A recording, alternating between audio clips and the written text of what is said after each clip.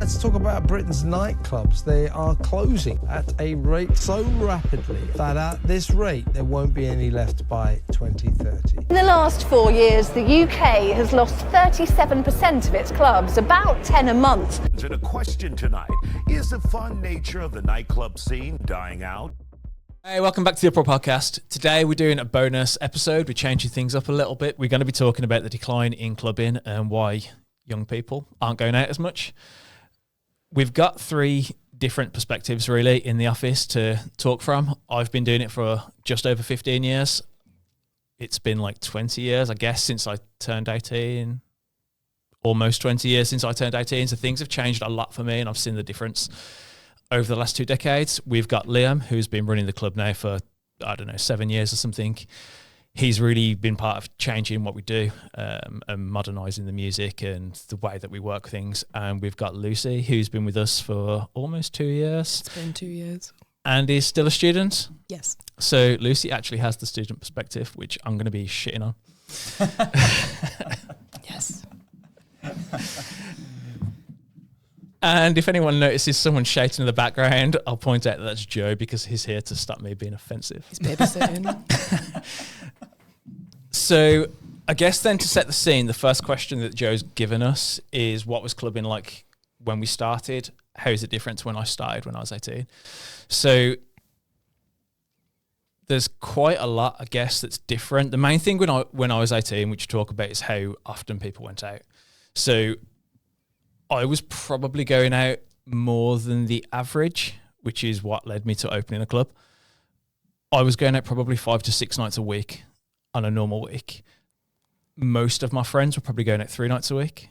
And the average now, we do a lot of fucking feedback forms, and the average student comes back saying they go out once every 6 weeks. So you've gone from 3 times a week from the average person to no times a week, which is a pretty substantial change. Yeah, it's huge, isn't it, really? I think there are differences in like the drinking culture and stuff like that, but I think we can get into that as we discuss it. Yeah. I mean, my perspective on it, when I was 18, when I was a uni student, probably didn't go out 5 to 6 nights a week. Definitely went out like 3 to 4 maybe. And you used to see, obviously, around Broad Street. That Broad Street was, if anyone's not from Birmingham, that's like the whole strip where everything was party and everything was like just clubs going all the way down, pubs and bars. And you have generally over time watched a lot of those close down or change hands and then end up closing down under the new branding, to the point now where when you walk down Broad Street, there's not really that much going on in particular. And I find it just baffling when I walk down there, to be honest, because it's like it used to just be full, you couldn't move, it was like gridlock down there, people everywhere, getting drunk, having fun, particularly amongst student culture. Now that just doesn't really seem to be as much of a thing. I don't know if that's the first thing that's changed, because I wouldn't have dreamed of going out on Broad Street when I was 18. So for people, again, that aren't from Birmingham, Broad Street's where all like the normie or chav clubs, I don't even know what you fucking call them these days.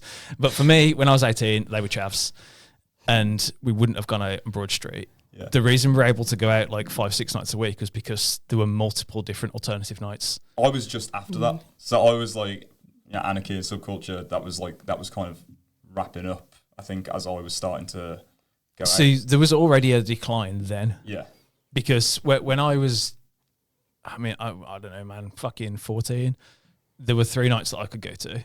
Yeah. Sneaking in underage with a couple just underage nights. Yeah. And then when I was 18, there were, I guess literally like 7 different alternative clubs, either in Birmingham or close to Birmingham.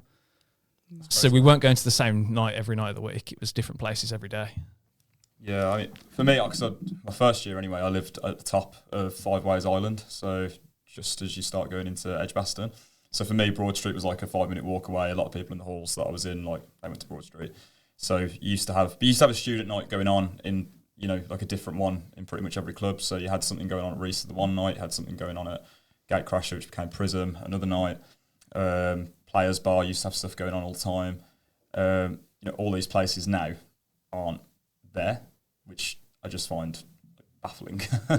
But then kind of moving past that, I think there's just a lot of town that used to be pretty active and used to be pretty busy that isn't necessarily as much anymore. I don't know if that's a post-COVID thing, because definitely before COVID there was still quite a lot going on, but since COVID it felt like a lot of places started closing, a lot of places started moving more into bar territory. Obviously you've had this whole rise as well of like everything having like a thing, like a niche, you know what I mean? It's like these virtual reality bars, or you know, some of the stuff you see going on in Digbeth where it's like golf is like part of the thing. And it's, yeah, I think all of it just means that like the actual idea of just going out to a club and drinking and having fun as just that its own sort of thing has just declined a little bit as a culture. You're from Leeds, so you can add a bit more. Yeah, my turn. So in terms of Birmingham, I moved here 2021, so I've been here 4 years now. And that was kind of when COVID was starting to wrap up. And the only real clubbing experience I had was in Leeds. And I feel like there's quite a dramatic difference in how clubbing was approached pre and post COVID. Because bearing in mind, I spent my 21st birthday in lockdown and I didn't really get much clubbing experience before COVID really happened. But it was like a lot more, people were just a lot more up for it pre-COVID. I think COVID changed a lot of things about clubbing, like etiquette and just how much people are willing to drink and go out and be around large crowds. And when I moved to Birmingham, in terms of clubbing, it was freshers, and the first few weeks surrounding freshers, nuts, absolutely insane. Everyone and their mums was out partying. After that, like you said, Broad Street was just empty. Yeah. But I mean, for me, I guess I'm somewhat biased because I'm alternative, and as soon as I found out about UPRAWR, I was here every week. But I think the people around me as well who weren't alternative, they still didn't have the clubbing like etiquette that was around when I started clubbing when I was 18, pre-COVID. I think it's like that whole sort of generation. Like, I know people that are in their early 20s who like are very much in the alternative scene, but they are more bothered about, you know, they'll go to a gig or they'll listen to the music, but they're just not bothered about going to a club that celebrates and plays that music and getting drunk and partying and listening to that music in the club setting, which, I don't know if that is like a direct post-COVID thing, because now you're starting to see a new generation coming up that are like younger than that, like 18, 19, and they do seem to be a lot more up for going out. This is the thing, I think don't know it if- doesn't have much to do with COVID. Yeah, I think it is. No. Interesting. That's interesting. I think COVID is like one of the tiny little things that's easy to blame it on. I think it's more that the reasons people used to go out when I was 18 have been replaced by online and social media. Okay. So there were hundreds of nights that I went out that I had no intention of going out. It wasn't a plan. It wasn't that we actually wanted to. It was that I went over to my mates. We were sat at 6 o'clock and it was like, oh, I want to meet some girls.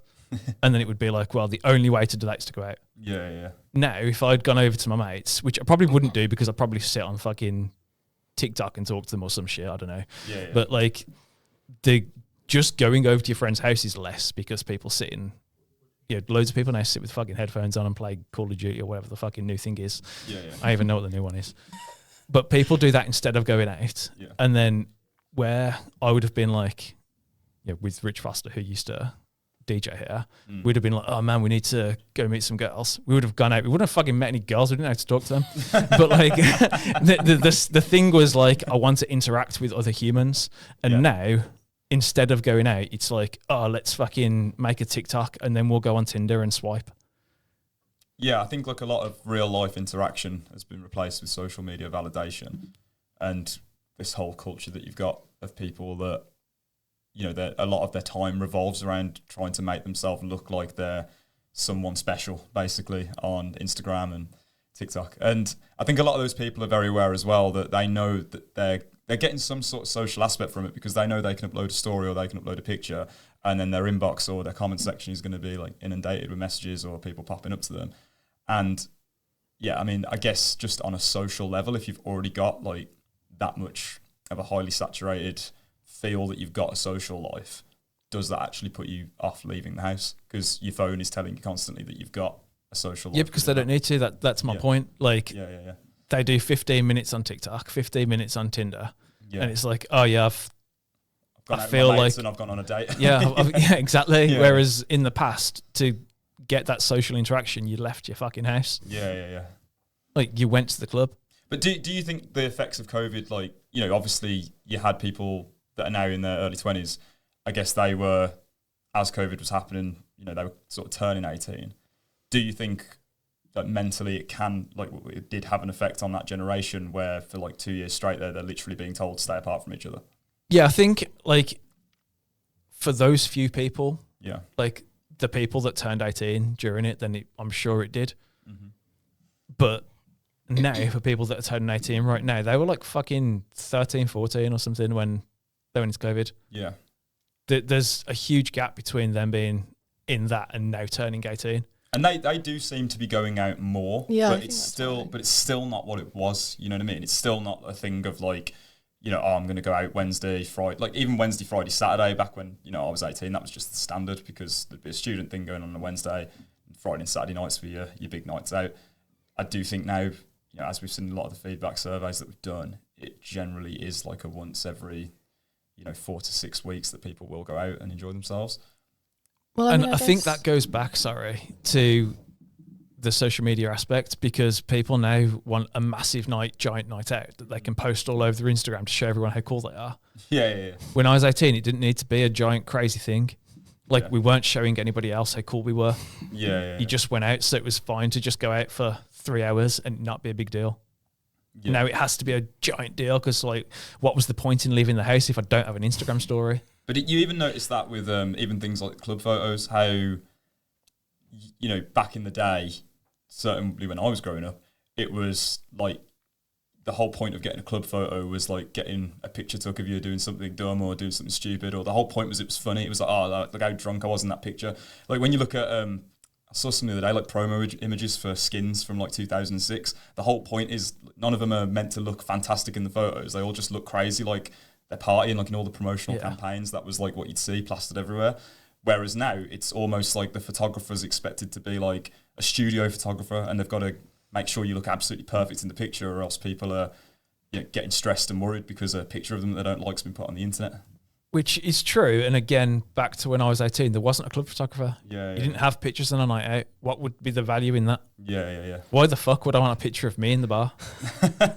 Like, when I was 18, it was like, yeah, obviously you fucking going out. I don't need pictures of me. Yeah. I feel like partially though the social media thing and the photographers, so many times has a bad club photo become like a massive meme. Oh yeah. That is my fucking worst nightmare. Like, if an ugly picture of me went viral, I'm leaving. I reckon we can make that happen. Yeah, you probably could. Yeah, no, I agree. And I think that goes back to the thing of it being like it needs to be a giant experience. Because just going out and having a normal experience isn't good enough. Yeah, everything like today's got to be projected as like just like I'm having the best time in the world, and you all need to know about it. You know what I mean? Like, or else it's not worth doing. The only way you showed that 20 years ago was you were more hungover than the other people in class. Yeah. Yeah, I mean, that was like the acknowledgement that you had a good night because you were the most hungover. It was just hard. Yeah, I think that's like one reason. Obviously, another thing that we hear a lot from people when we do the feedback forms is about the financial circumstances at the moment, which I think you had some stuff to... I've got facts and statistics. Some data. I've got numbers, data, facts and statistics. This is another point where I completely disagree. Yeah, you would. Like, I think the financial thing is absolute bullshit. This is where Joe has to chime in because we're going to start fighting. Okay. In terms of financially, when it comes to clubbing, like as a student, because I've been a student for 4 or 5 years now, like I don't really remember life pre that. But when it comes to finance, sometimes I do not have a spare tenner to go out. And it's not just a tenner to go out. Sometimes I genuinely don't have that. In terms of finance, especially in the like previous years with the cost of living going up and student loans don't go up, it's really, really, really hard. And when you break down how much a night out typically is, a lot of the time, and I've been asking my friends around me, a lot of the time we just genuinely don't have that to spare. And it's really shit and really hard. Because I would like to go out and have a good time. I just don't have £15. So the reason I think that's just bullshit Of course. is I agree everyone's fucking broke, right? Especially if you're a student. The thing that I think students don't acknowledge is all students have always been fucking broke. Like the idea that like you don't have 15 quid now, but like we did 20 years ago is ridiculous. None of my friends had any fucking money. Yeah, we were but all your broke. milk was 3 pence. Like, but our wages were like, penny so farthing. my mates were on £3.75 an hour. Yeah, because milk was 3 pence. Like, so, so the point is it's proportional, right? So when I was going out, I mean, entry into the club is the big thing that we argue over. Yeah. So it was £5. We were on £3.75 an hour. So you had to work 2 hours to get your club entry. Now, club entry, we've just put it up to seven quid. Minimum wage is £12.50. So you have to work like 25 minutes. So proportionally, getting in is way cheaper than it was for me. Yeah. So the other thing, so you work 1 hour and you can have 2 nights out. Okay. That's how I would have viewed it when I was 18, because there wasn't a circumstance where I was staying in. So drinks were irrelevant. If you couldn't afford the drink, you didn't buy a drink. Right? I had nights out in clubs where I didn't have a single drink because I couldn't afford to buy one drink. That's just outrageous. That didn't mean that I didn't go out. It just meant that that night I couldn't drink. Yeah. I weren't drunk 5 nights a week. Yeah. Like most of the time I'd have one drink at least. And there were nights where I got shit-faced. Yeah. But there were plenty of nights where I couldn't afford to drink and I couldn't afford a taxi home and I walked.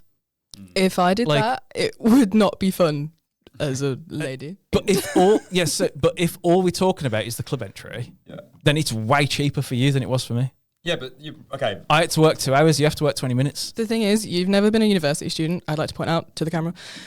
And that in itself is such an expensive way to live. Hey guys, sorry to interrupt the podcast, but if you're enjoying it, please give us a rate and a review on Spotify or Apple. If you're watching us on YouTube, please give us a subscribe. It really, really helps the channel knowing that we've got the subscribers and people are listening and rating and reviewing it. It'll help us keep booking more guests and doing more podcasts. So do us that one little favour and we'll be able to keep booking more people and keep doing more episodes. Back to it. See, I'm kind of in between you two with this because, like, when I was at uni, I went to the same uni as Lucy, UOB, top uni. Yeah, clever. But, you know, we lived in Selly Oak, right? And back then it was 300 quid each for rent per month, right? So that was a 4-bedroom house, right? Bog standard Selly Oak house, okay? So, and we're talking 10 years ago, okay? Nobody I lived with had a job, right? Everyone there was completely fine, living off the student loan. That covered your rent, that covered your bills, everything, right? I think the point like Lucy's getting at here is the student loans haven't particularly gone up. The tuition fees have gone up. Yes. The rent has doubled in some places, like Utilities more than fucking doubled. more. Utilities are ridiculously more now. Your food food shop. shopping now, man. Back in the day, I used to be able to go to the shop, man. I'd spend like 10 quid and that'd sort me out for a few days. Right now, that's easy a 30, 40 quid job. Yeah. Okay, so if you've got all these expenses piling up, it's all right saying, oh yeah, but the club entry is only £7, but you ain't got £7 left after everything else has come out your account. Yeah, your maintenance loan, which is the money you get from, so the government pays to the university, which is your tuition fee, and the maintenance loan is the money you get to survive. Instead of working, that's the money you get. That doesn't go up in line with inflation. 100% it does not go up. Mine is less than £2,000 this entire year for me to live. For me to pay bills, live life, and get from A to B and do fucking everything. I don't have £7. So I appreciate all that. Again, it goes back to the perspective. I could have brought in 40 people that I would go out with regularly that were all students. I wasn't a student. I was the odd one. I looked at them all and thought, why the fuck are you doing that? It's a waste of time. How long ago was this, Jack? We've established it was like 20 years.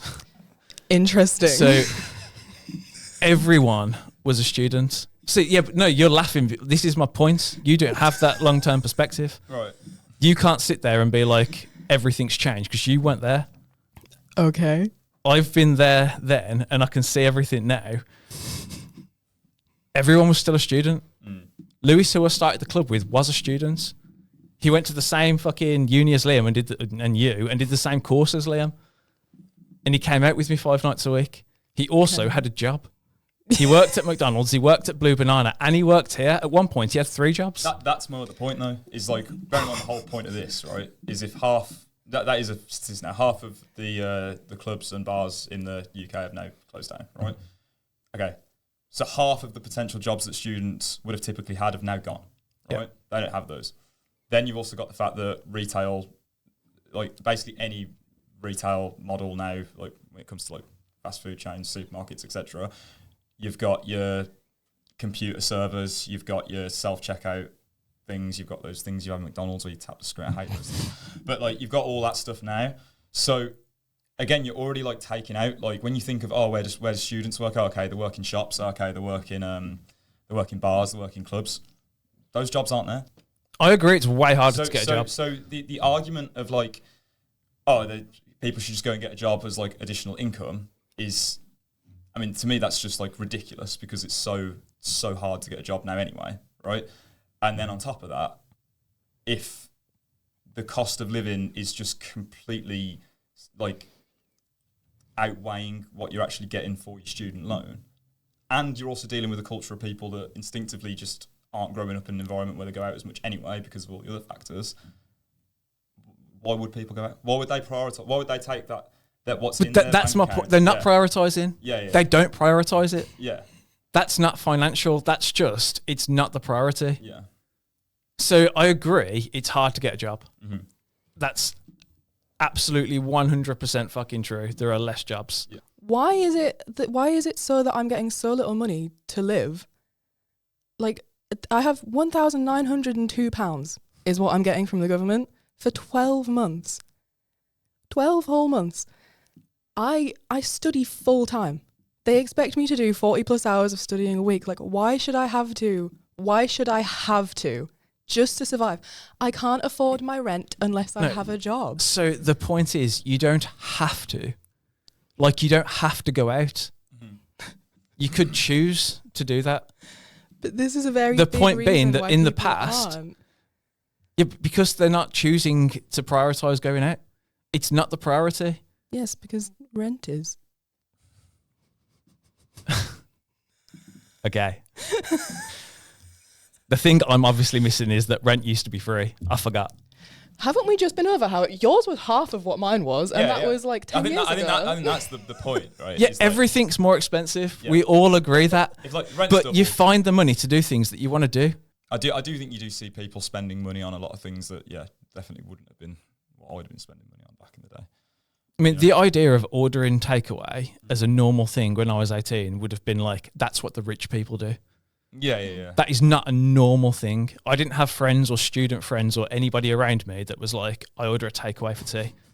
That was like, it's my birthday. Or you'd actually go to the shop rather than having it delivered. You know what I mean? Like, Oh yeah, you go to the shop and you buy cheap shit. you just go and pick something up on the that's way true. home after you've been out. Taxes going up for places that are like bars and venues that are open, right? So the breweries charging more. Everything's going up for us on our side of it. So when we do these feedback forms and people go, we say what would improve the club, and they go, free entry, or what would improve the club? I'll make the drinks even cheaper. It's like, we're basically charging the minimum that we actually can in order to make money, and that's not us trying to like milk people when times are already hard. It's like, that's literally the best that we can sort of do with what we've got to work with, because it's up and down the country, everything's going up. And I mean, even on our end, even on tax perspectives, like everything's going up for businesses as well.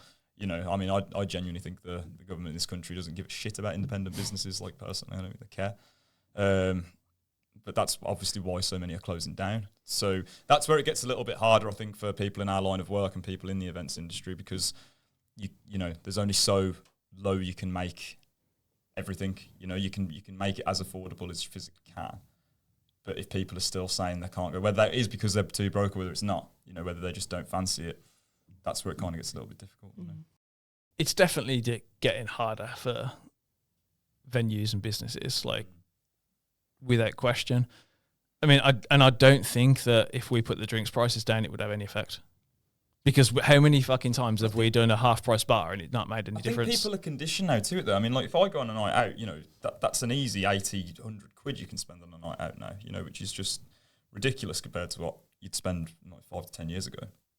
But at the same time, it's like, I can totally see why, if that's the standard expense, people kind of know if they're going to commit to going on a night out, that is what they're going to spend. Actually, that's a really good point, because now that I think about it, when I would go out more frequently in Leeds again, pre-COVID, back in Leeds, me and my friends would go out every single week to, it was Prism, but it was £1 entry, £1 drinks.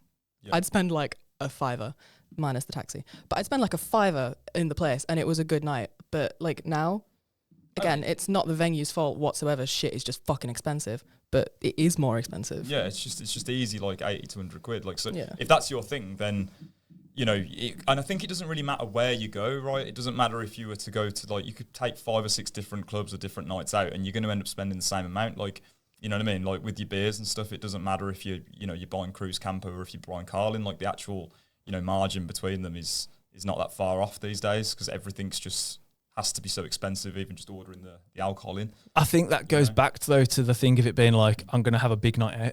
Yeah. It's just, as you say, it's just like before it was like... I wouldn't have dreamed, even taking the inflation, if someone had said to me, you're going to spend 30 quid on one night, I'd have been like, are you fucking mad? I'm not a millionaire. That's crazy, because I feel like that's such a standard like if you spend 30 quid minimum just on your taxis these days, like... Yeah, but that's my point. I wouldn't have got a taxi. Yeah. I'd have walked. I don't know if it's because I'm not from Birmingham that I feel like somewhat extra unsafe just walking around on my own, because it would be on my own because everyone lives elsewhere and blah, blah, blah. But like the idea of walking home after a night out when I'm... Oh yeah, I'd never do that on my own. And shit. Yeah, I'd never like... But even then I'd be going out with girls, and a group of girls, like no way would any of them feel comfortable walking home. I mean, like that's the whole thing, isn't it? Like you obviously you're going to get a taxi in that situation. Scary.